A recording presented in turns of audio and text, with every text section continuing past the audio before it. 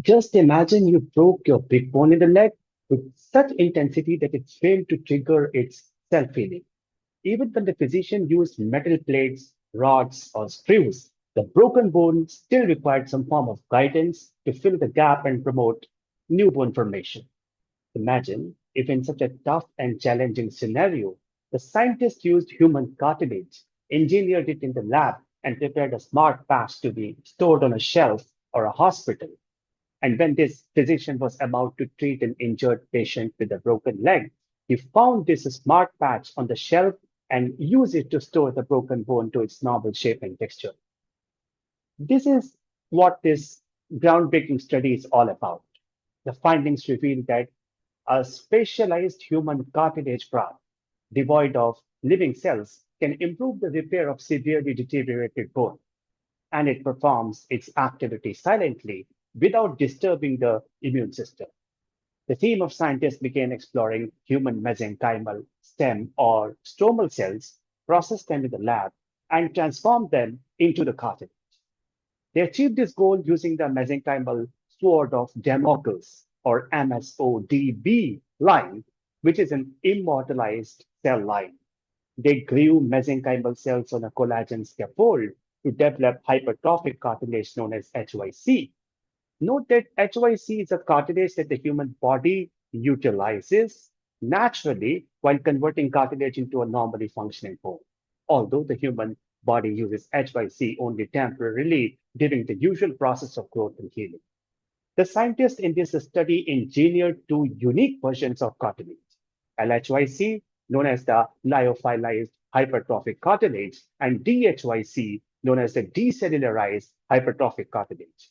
They recognize HYC as the freeze-dried or lyophilized cartilage incorporating DNA and cells. However, D-HyC was its decellularized form, devoid of cells and DNA. It contained the extracellular matrix, including growth factors, glycosaminoglycans, and collagen. The scientists then tested 12 distinct protocols using several detergent uh, combinations. Even eventually, they realized or finalized a protocol that enabled them to eliminate more than 99.7% of DNA, resulting in almost negligible DNA levels. And yes, some of the total glycosaminoglycans or GAGs were lost during the process. In fact, greater disruption was observed in the collagen 2 and collagen X networks, specifically in the DHYC. However, the study revealed the preservation of bone morphogenetic protein, or BMP2, and total collagen. And the microscopic analysis revealed a greater impact on DHYC with exposed fibers and a greater number of pores. Notably, the scientists confirmed the decellularization process by noting the absence of visible cells in DHYC. Constructing a smart and clean patch of cartilage is half the story. The actual challenge was to determine whether this cartilage patch could be converted into healthy bone in the living system. Another major task was to evaluate the impact of this process on the immune system's overall activity. At this stage, scientists decided to test the animals to determine the true value of the smart cartilage. They picked up a few mice, and under their skin, both graft types were duly implanted. The immune defense in these mice was significantly compromised. The scientists discovered that the mice gradually took over both patches. The body system processed the implanted cartilage and transformed it into bone marrow. And this was realistically achieved in nearly 6 weeks. The scientists did not stop here, but reinvestigated the results after 12 weeks. And what they observed was an amazing outcome, indicating the development of a stable and mature bone. The structure of this bone was spongy on the inside with a hard outer shell. And this is how a normal small bone is composed. At this stage, the scientists wanted to repeat the test on healthy mice and well-developed immune systems. When they tested this sample of mice, they observed that the cartilage had disintegrated and was not used to form the expected bone. It rather formed the scar-type fibrous tissue. What the scientists recognized was improved survival in cell-free DHYC compared to L-HYC. They also observed small mineral spots in a few DHYC samples.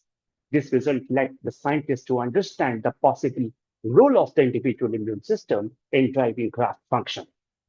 The scientists tried to observe the immune cells' activity over 10 days. They observed the interaction of these immune cells with the implanted grafts on these initial 10 days, and their observation revealed that macrophages, or the cells involved in cellular clearance and repair processes, most frequently interacted with the grafts. They also noted the activity of some natural killer cells, B cells, and T cells around the grafts. Careful observation of immunocompromised mice revealed a greater role for macrophages in triggering healing mechanisms. What this means that those with low immunity developed a pro-repair M2 healing macrophage state, a type of immune cell behavior that supports tissue repair over time. Alternatively, macrophages in normally functioning mice acquired a neutral state and failed to undergo the M2 process. Overall, these results indicated a strong role of macrophages entering the M2 phase in bone formation. Scientists utilized a unique mouse model to test their study aim. This mouse model was special in that its T cells could be illuminated green upon triggering their receptors. The model was developed to evaluate the possible activation of the adaptive immune system by the engineered cartilage. What the scientists found with this new model was that all the graft side, there was greater T cell engagement, but lower accumulation of the killer CD8 T cells compared to the standard medical collagen spawns. This finding indicated that no T cell offensive was declared by the collagen cartilage grafts. This was the time when the scientists performed the lab analysis of the human immune cells, and they selected healthy human donors, extracted their blood cells, and artificially produced macrophages from these cells. And the next step was to combine and integrate these cells with D-HyC or L-HyC. The scientists now observed that the macrophages were cascaded by the L-HyC toward an inflammatory or M1 or pro-inflammatory macrophage-like profile. Alternatively, D-HyC did not act in this way. The scientists found that none of the implanted grafts triggered macrophage panic or an inflammatory state. They also noted that none of the grafts could significantly activate or expand the T cells. And in other words, the grafts appeared to be friends to the immune cells in the tested humans. The scientists now moved on to observe the interaction between the dendritic cells and the cartilage powders. They actually wanted to check whether the interaction between the cartilage powder and dendritic cells could influence their communication with T cells. They observed that strong maturation signals enhance dendritic cells antigen presenting capacity. Alternatively, no upregulation of the activation marker was observed when these cells propagated with L-HyC or D-HyC. All these observations led to conclusion that the cartilage matrix had no noticeable negative influence on the immune system and rather calmed its response like a humble companion. Scientists took the next big step toward determining whether decellularized D-HyC could heal a major thigh bone defect in normally functioning rats. To perform this experiment, they made a 5 mm long cut in the femur. They implanted 3 D-HyC cartilage cylinders into the artificially created gap. Alternatively, the rats that were not intervened on this way were left with empty wound in the femur. They used high-resolution micro-CT scans for at least 12 weeks to monitor outcomes. The 4-week observation period in the study revealed the formation of new mineralized tissue in the treated thigh bones.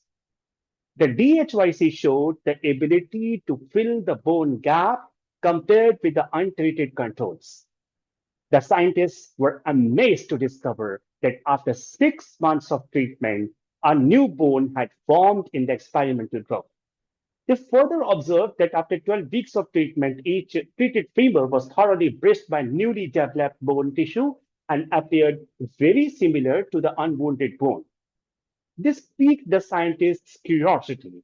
They consequently proceeded to cut and stain the bony gap. which was gradually filled with new bone and a spondy, trabecular, and hard outer cortical structure. They also noted a restored bone marrow cavity within the healed bone. And they noted that by the end of the healing process, no implanted cartilage remained unprocessed. What this confirmed was the bone's grafts through remodeling into mature bone. Now, the big question was whether the reconstructed bone could function appropriately, just like the normal functioning bone or the unwounded bone. To find the answer to this question, the scientists twisted the bones to the point of breaking using a mechanical device. What they observed was that the breaking strength of the healed femur bones with D-HyC was nearly two-thirds of the unwounded or healthy state. This result indicated that the personalized bone graft could trigger cosmetic repair and promote functional recovery of the injured bone. The scientists now compared their study design and outcomes with similar animal models. They observed that very high weight cartilage or BMP2 doses could only match the cell-free human D-HyC patch success strategy. Scientific observations reconfirmed that decellularized human cartilage could practically improve or restore the strength of the wounded bone without significantly triggering the immune system. This landmark study suggests that a day may come when hospitals can manage stockpiles of ready to use cell free human cartilage patches. Physicians may have the liberty to use these patches for reconstructing large broken bones. This intervention may reduce the need to develop immune naive patient specific cartilage grafts. The path to success is longer than we can imagine. The laboratory and animal experiments need to be thoroughly reinvestigated in well crafted human studies. Irrespective of the anticipated results, the efforts to improve human health and wellness on Earth should continue unabated.